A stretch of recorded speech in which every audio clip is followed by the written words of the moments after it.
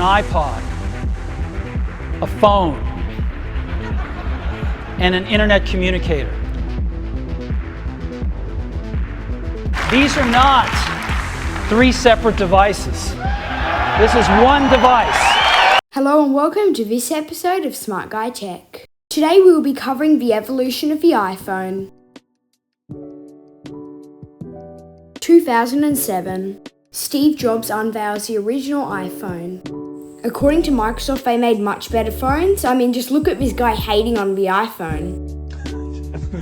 $500 fully subsidized with a plan? I said, that is the most expensive phone in the world, and it doesn't appeal to business customers because it doesn't have a keyboard, which makes it not a very good email machine. Yes, I couldn't have said it better myself. If you want to see the full video, it's at the end. Just look at how all these specs are. 128 megabytes of RAM, a maximum of 16 gigabytes of storage, a 3.5-inch display, and a 2 megapixel camera. 2008. Apple releases the iPhone 3G, and hence the name, it now has 3G capability. The iPhone 3G has the same specs as the iPhone 2G. 2009. Apple releases the iPhone 3GS with improved specs. The iPhone 3GS included updated RAM, storage, and a new 3 megapixel camera. It also added video recording capabilities. 2010.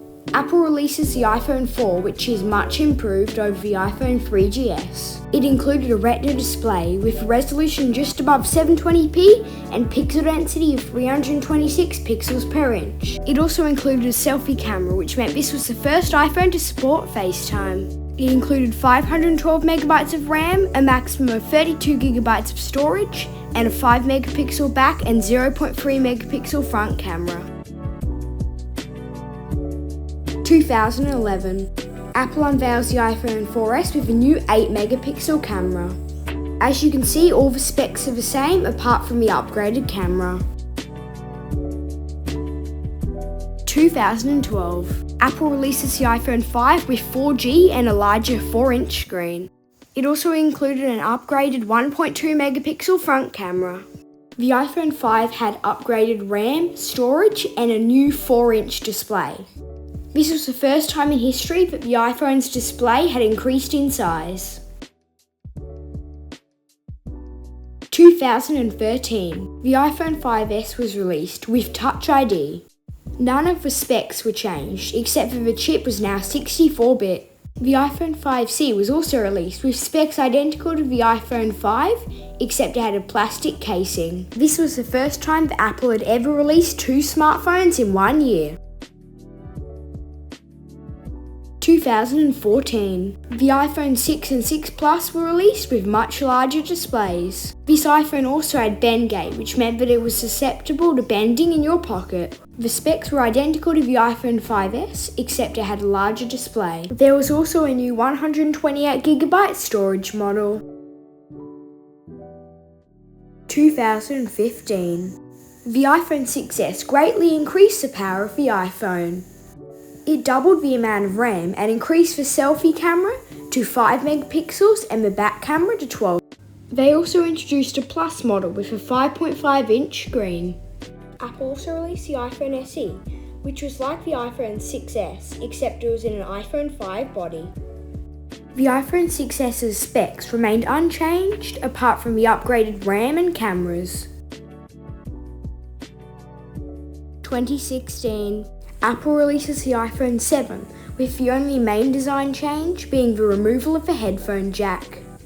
The click of the home button was replaced by the haptic engine. Every time you clicked the home button, the phone would vibrate. They did add matte black, which made Marques Brownlee happy. All the specs were identical to the specs of the iPhone 6S. The only change was an upgraded 7 megapixel selfie camera.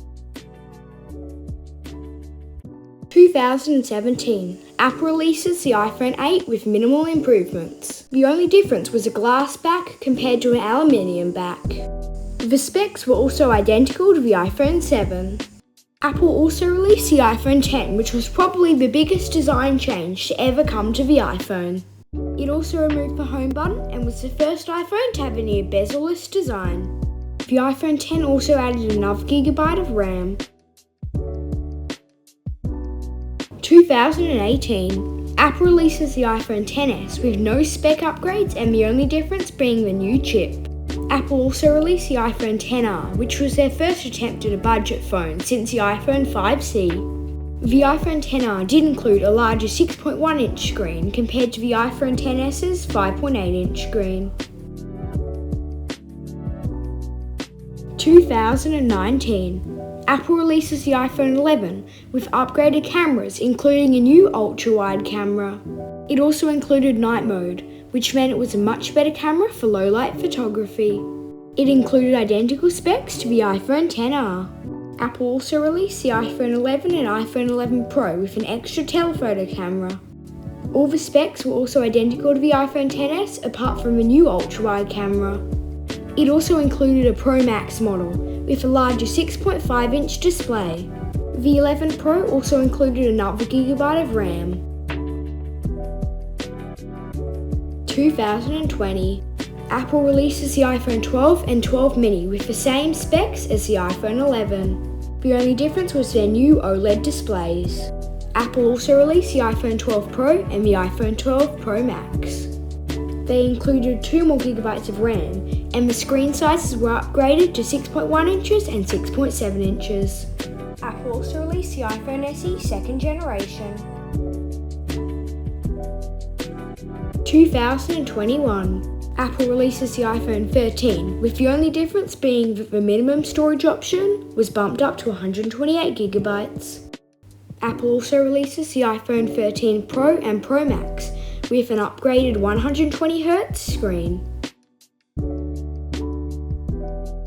2022, Apple releases the iPhone 14 with no upgrades and no notable design differences.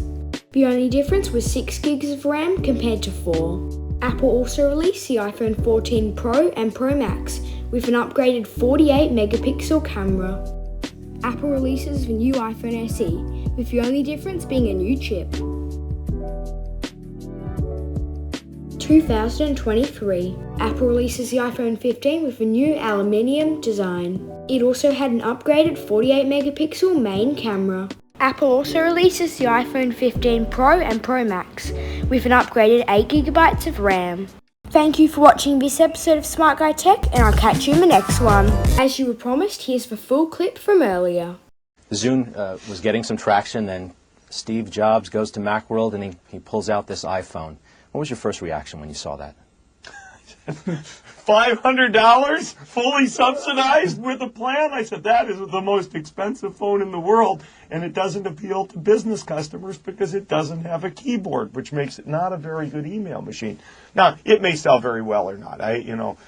We have our strategy. We've got great Windows mobile devices in the market today. You can get a Motorola Q phone now for $99. It's a very capable machine. It'll do music. It'll do internet. It'll do email. It'll do instant messaging.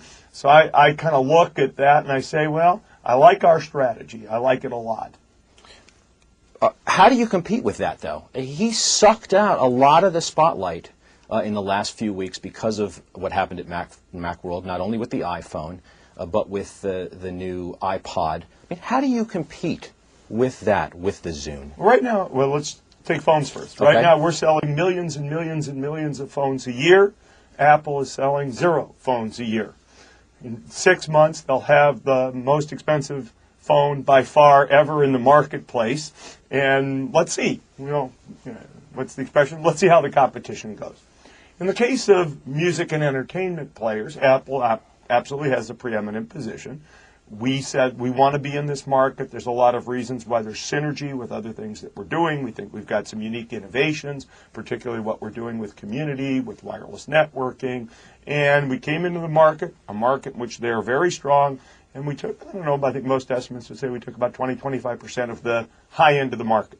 We weren't down at some of the lower price points, but for devices $249 and over, we took, let's say about 20% of the market. So I feel like we're in the game. We're driving our innovation hard. Okay, we're not the incumbent. He's the incumbent in this game, but at the end of the day, he's going to have to keep up with an agenda that we're going to drive as well. And you still feel like you can be very competitive in that space? Sure, absolutely. If we didn't think there was transformation going on, we wouldn't be playing. I mean, I wouldn't be surprised if Microsoft made this.